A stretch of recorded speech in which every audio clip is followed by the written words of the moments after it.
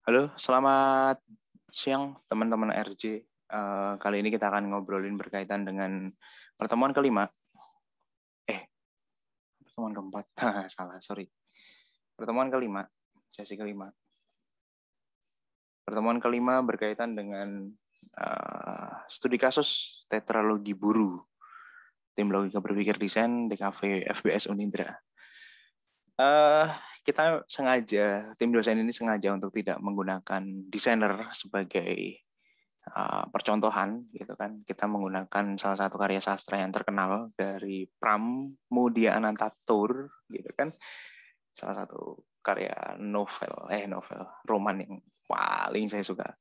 Karena berkaitan dengan sejarah, berkaitan dengan kondisi skala itu, digambarkan layaknya imajinasi, berupa tulisan-tulisan, siapa Minke, pada bumi manusia, dan lain sebagainya. Oke, kita masuk.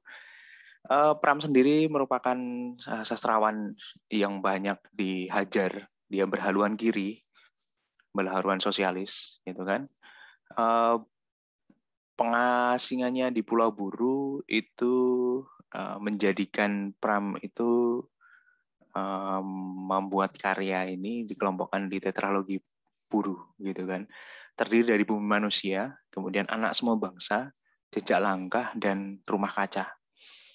Ini karya ini diciptakan ketika Pram sendiri itu diasingkan di masa-masa Orde Baru, gitu kan, zaman-zaman Soeharto lah.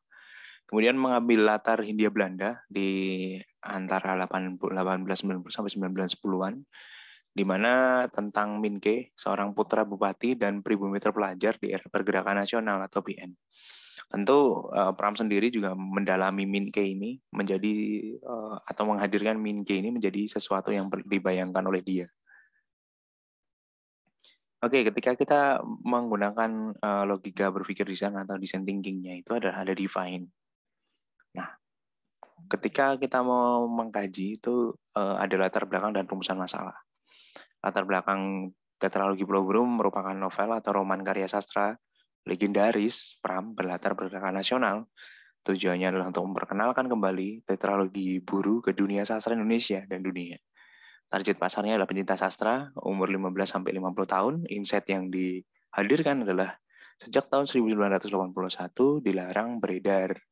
Sejak Orba, pembaca Indonesia cukup familiar dengan pergerakan nasional masa Hindia Belanda, sementara pembaca berbahasa Inggris tidak. Kebutuhan penerapan desain adalah sampul buku, misal. Kemudian kita melakukan research, kajian pustaka, dan metodologinya. Kalian bisa lihat di sini, ada banyak sekali, dan kalian juga bisa lihat di presentasi yang sudah saya share di Drive. Kemudian Bumi Manusia, ada Hasta Mitra, edisi pembebasan.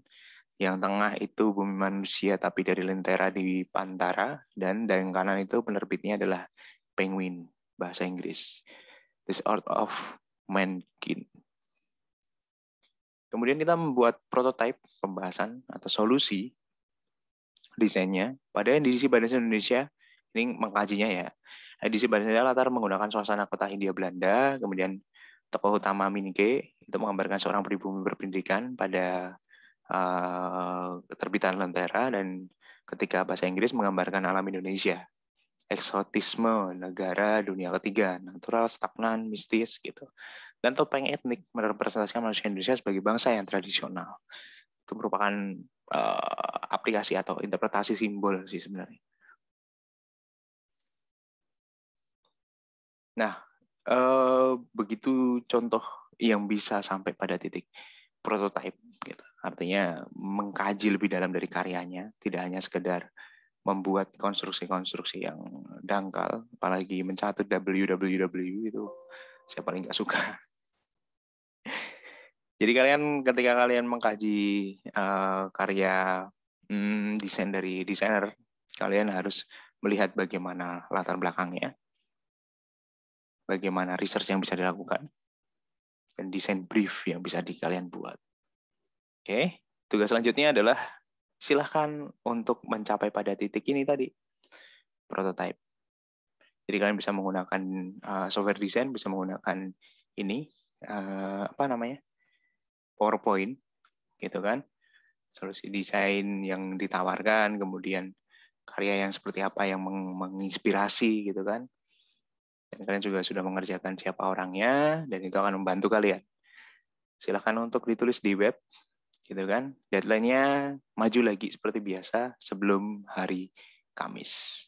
Terima kasih, selamat mengerjakan. Apabila ada pertanyaan, kalian bisa ngobrol lewat grup. Jadi kalian tidak terbatas pada video ini saja. Thank you.